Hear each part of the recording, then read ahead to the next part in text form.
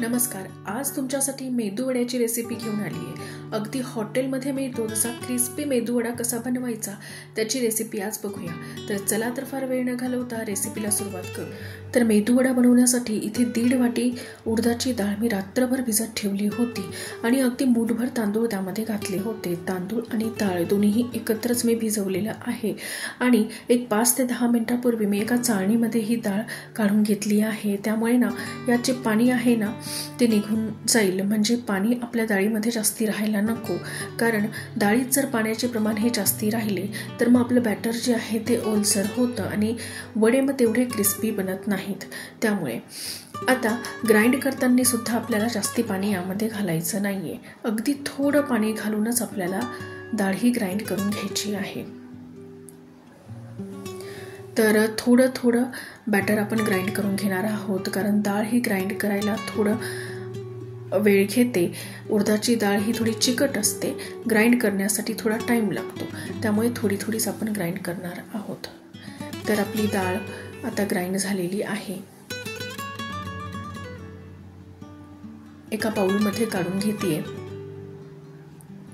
बघा, आपलं बॅटर हे बिलकुल ओलसर दिसत नाही, अगदी घट्ट असं बॅटर आपलं बनलेलं आहे. आता इथे मी थोडी अद्रक घेतली आहे आणि अद्रक मी किसून घेतली आहे. अद्रकीने ना वड्यांमध्ये छान असा फ्लेवर येतो, त्यामुळे अद्रक ही नक्की घालायची. आणि थोड्या हिरव्या मिरच्या घेतलेल्या आहे, म्हणजे साधारण 7 ते 8 हिरव्या मिरच्या मी घेतलेल्या आहेत आणि त्या अगदी बारीक इथे चिरून घेतली आहे.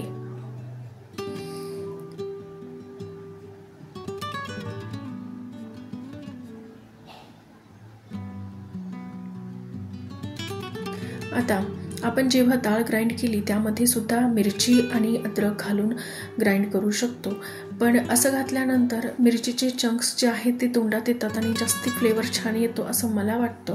म्हणून मी वड्यांमध्ये अशाच पद्धतीने चिरूनच मिरची टाकते. तर चला, यामध्ये चवीनुसार मीठ घालून घेऊ आणि अगदी चिमूटभर खाण्याचा सोडा जो आहे तो घातलेला आहे. आता हे जे बॅटर आहे ते आपल्याला चांगलं फेटून घ्यायचं आहे आणि बॅटर फेटताना सगळ्यात महत्त्वाची प्रोसेस आहे ते म्हणजे बॅटर हे एकाच डायरेक्शनने आपल्याला फेटून घ्यायचं आहे. आणि थोडं हळूहळू फेटलं तरी हरकत नाही आहे, कारण हात दुखून येतो, पण बॅटर हे चांगलं फ्लफी होईपर्यंत आपल्याला फेटून घ्यायचं आहे. म्हणजे साधारणतः मी 10 मिनिटं हे बॅटर फेटून घेतलेलं आहे. तर बघा, मी कसं एकाच डायरेक्शनने बॅटर हे फेटून घेते आहे. अगदी अशाच पद्धतीने आपल्याला बॅटर हे फेटून घ्यायचं आहे. तर आता एका बाउलमध्ये पाणी घेतलंय आणि त्यात आपलं बॅटर टाकून बघूया. जर बॅटर हे वरती तरंगलं तर समजायचं की आपलं बॅटर हे अगदी रेडी झालं आहे. आता आपलं बॅटर रेडी आहे, आपण वडे तळून घेऊया. तर वडे तळताना आपलं तेल हे मीडियम गरमच पाहिजे आणि मीडियम फ्लेमवरतीच आपल्याला वडे हे तळून घ्यायचे आहेत. आता इथे मी एक चाळणी घेतली आणि चाळणीला चांगलं पाणी लावून घेतलंय आणि त्याच्यावरती अशा पद्धतीने आपल्याला वडे हे बनवून तेलामध्ये सोडायचे आहेत.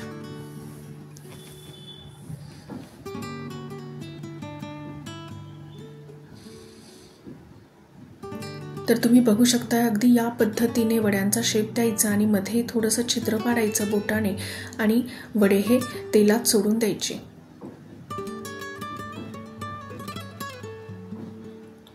प्रत्येक वडा बनवताना मी आधी चाळणीला पाणी लावून घेतेय.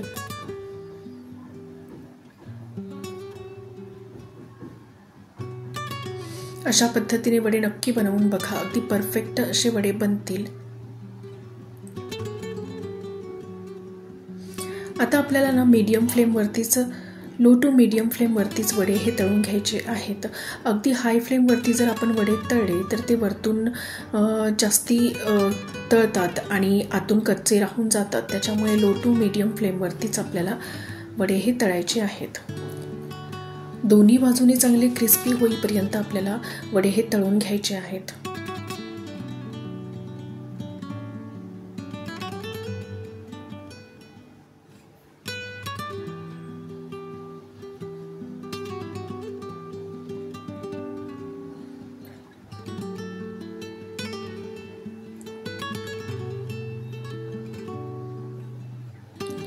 तर बघा आपले वडे हे तळलेले आहेत. आता आपण एका टिश्यू पेपरवरती वडे हे काढून घेऊ. मला ना ते हातावरती वडे बनवायला जमत नाही, ते फार अवघड जातं. तर एकतर मी चाळणीचा वापर करते, नाहीतर मग आपण भाजीसाठी जी पळी यूज करतो त्याचासुद्धा वापर करून आपण वडे हे बनवू शकतो. तर बघा इथे मी तुम्हाला पळीचा यूज करून वडे हे बनवून दाखवते. तर अगदी तशाच पद्धतीने पळीच्या मागच्या साईडला पाणी लावून घ्यायचं आणि वड्यांचा शेप द्यायचा आणि वडे हे तेलामध्ये सोडून घ्यायचे. अगदी पटकन असे निघतात. तर या पद्धतीने सुद्धा तुम्ही वडे बनवू शकता.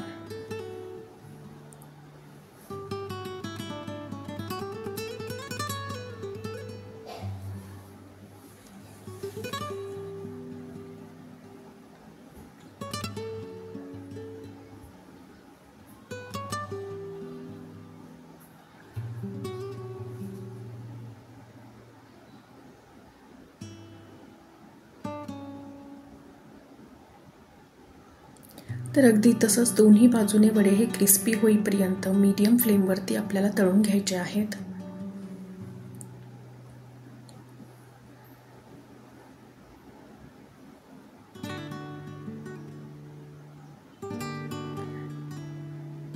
तर चला आपले वडे हे तळलेले आहेत. आता घेऊया काढून.